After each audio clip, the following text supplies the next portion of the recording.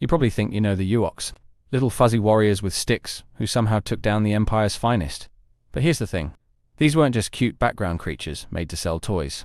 Their name was inspired by a real Native American tribe, the Miwok, whose lands were the same redwood forests where Return of the Jedi was filmed, and the way they fought, straight out of real-world guerrilla warfare tactics. Yeah, those log traps weren't just adorable, they were historically accurate. And now you can't unsee it.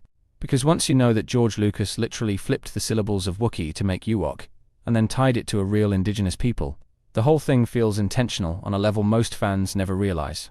These weren't just plush marketing mascots dropped into the story for fun. They were a cultural nod, a narrative metaphor, and an in-universe military nightmare, all rolled into one. The Empire just didn't know it yet. Of course, Star Wars fans love to fight about this. Some people can't get past the fact that these tiny furballs outsmarted armored stormtroopers. But that's the point. The whole thing mirrors how the Viet Cong fought against overwhelming forces in the Vietnam War, using the terrain, ambush tactics, and sheer adaptability to dismantle a superior military. In other words, the Ewoks didn't win despite being small, they won because they were small. And if you think Lucas just stumbled into that, think again. This is the guy who layers his films with myth, politics, and history until the whole thing feels like a space opera wrapped in a cultural study. The Ewoks are the final boss of underestimation. They were underestimated by the Empire, by the audience, and even by some of the main characters, right up until the moment the 8STS started tipping over like drunk bantha. That's why the more you look at them, the more respect you start to have. They weren't just there to make kids laugh. They were proof that the smallest voice in the fight can be the loudest when it matters. They defended their home with nothing but what they had, and they reminded everyone that the fight for freedom doesn't have to look like rows of soldiers marching in perfect formation. Sometimes it looks like a bunch of 3-foot warriors dropping trees on your head.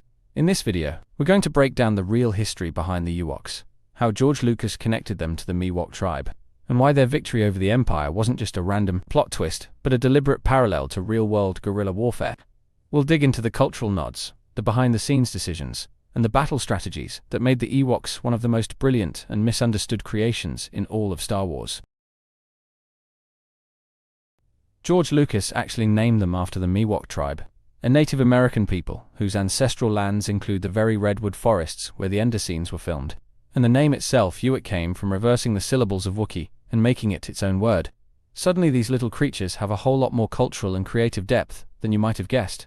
It makes you wonder what else in Star Wars has roots in real history that we've just never connected.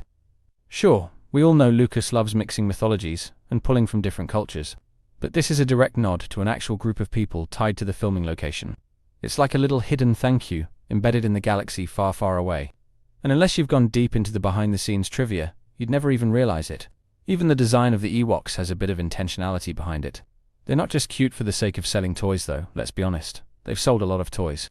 Their size, their fur, their tools, and their primitive weapons were all deliberate choices to contrast them against the cold, mechanical Empire. Lucas wanted that David versus Goliath visual baked right in. And then you dig deeper and find out that Lucas didn't just make them resourceful in a general sense. He specifically drew inspiration from guerrilla warfare tactics used in real-life conflicts, most notably the Viet Cong. Suddenly those log traps, ambushes, and surprise maneuvers make a whole lot more sense. They're not lucky, they're strategically deadly. The more you connect the dots, the more you realize the Ewoks aren't just a quirky part of Return of the Jedi. They're carrying a much bigger story under their furry hoods. Now here's where I get a little annoyed. For years, the Ewoks have been brushed off as nothing more than kid-friendly marketing fluff. People call them Lucas's big merchandising move, like they were put in solely to sell plushes and cereal boxes. And while sure, the toys were everywhere, reducing them to just that completely misses how much thought went into them. The frustrating part is how much backlash they've gotten compared to other Star Wars ideas that are equally absurd but somehow get a pass. Nobody questions giant space slugs or planets with single biomes, but the second little forest creatures beat up stormtroopers. Suddenly it's unrealistic, as if stormtrooper armor has ever been particularly effective. And speaking of that cost, it's easy to remember the Ewoks as comic relief, but watch closely and you'll see moments that are surprisingly heartbreaking. There's that scene during the battle where an Ewok tries to wake his fallen friend, shaking him, calling to him. When he realizes he's gone, he lets out this small, pained sound and just sits there. In a movie full of laser blasts and space battles, it's one of the most human moments. It's a reminder that the Ewoks weren't just fighting for fun or for Luke and Han. They were defending their home, their trees, their families, their way of life, all of it was under threat. The Empire wasn't just some faceless army to them. It was an invading force setting up a weapon of mass destruction in their backyard. And when you think about the Miwok connection, that sorrow gets heavier. The real Miwok people, like so many indigenous groups, faced the destruction of their lands and culture at the hands of an overwhelming outside force. The Ewoks fight mirrors that struggle in a way that's hard to ignore once you see it. Even their victory comes with loss. We never see a count of how many Ewoks fell during the battle, but you can tell from the aftermath it wasn't a small number. The celebration at the end is joyous, but it's also the kind of joy that comes after barely surviving. That kind of joy is always shadowed by grief. That's why those little moments of sadness matter. They keep the Ewoks from being just cuddly warriors. They make them a people with something worth protecting, and something to lose. When you step back and look at the bigger picture, it's actually kind of awe-inspiring how much the Ewoks pull off. These are 3-foot-tall, spear-wielding villagers, going toe-to-toe with the most technologically advanced military in the galaxy. And not just surviving, they win. The way they use their environment is brilliant. They don't fight the Empire head-on. They turn the forest into a weapon. Tripwires, swinging logs, hidden pits, it's all there. And it all works because they know the terrain better than anyone. That's the power of home field advantage when you use it right. It's also amazing how quickly they adapt to their new allies. Within hours of meeting Han, Luke, and Leia, they're coordinating battle plans with them. That's not just bravery, that's tactical intelligence. They see the bigger picture, and they move fast to act on it.